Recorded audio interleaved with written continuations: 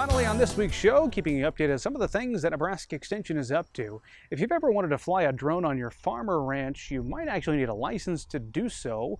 And Nebraska Extension is preparing to help you do just that through the Part 107 drone prep courses. These events will be happening June 7th through August 16th. Nebraska Extension will be offering one-day courses across the state to prepare individuals to pass the Federal Aviation Administration's knowledge exam. This exam is required to receive a Part 107 remote pilot certification or license to fly drones for commercial applications.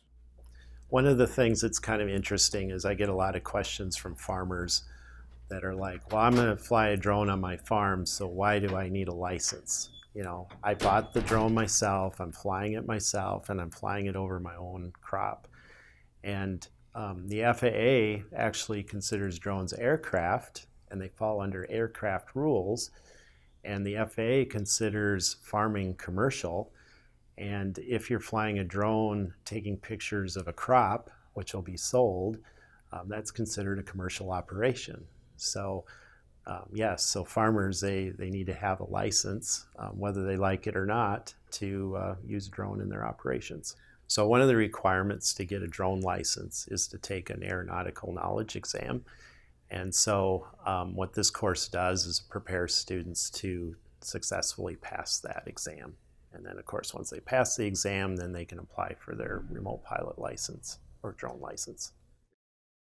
This course will cover aviation topics such as regulations, airspace, radio communication, weather, and other basic aviation concepts necessary to pass that Part 107 knowledge exam, which will consist of 60 multiple-choice questions.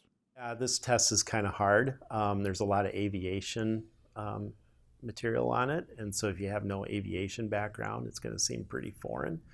And so the idea of this course, it's an 8-hour course, and basically I prepare the students to pass that test and focus on the material that might be the toughest for them.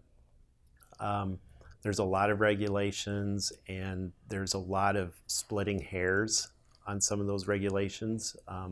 One of them is the question of recreational versus commercial. People want to fly under recreational because, you know, it seems like there's less rules with it. But the FAA basically considers commercial to be the default, that everybody is commercial. And then you have to show that you're flying recreational, and that's a very specific set of guidelines. And so I just tell everybody, you know, get your drone license and you're good to go regardless of what it is you're doing.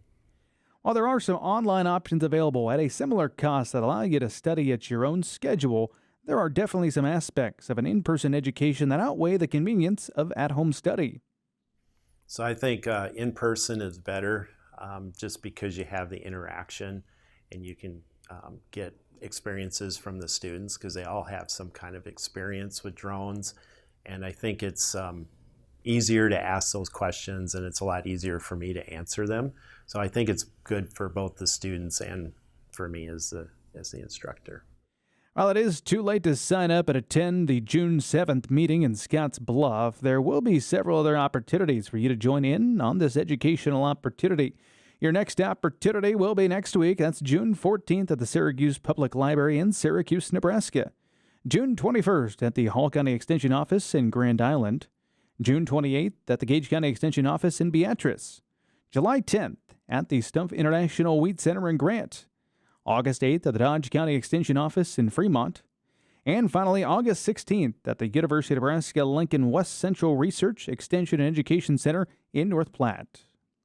Pre-registration is required with a $275 registration fee. That includes the day's lessons and all the study materials. The meetings will last about 8 hours. And with that in mind, a light breakfast and lunch will be offered at no additional cost. There will be an educational discount available to students and educators through an application process which will be available at the registration site. If you're interested in learning more about the events, you'll find more information as well as a registration link along with this story on the Market Journal website.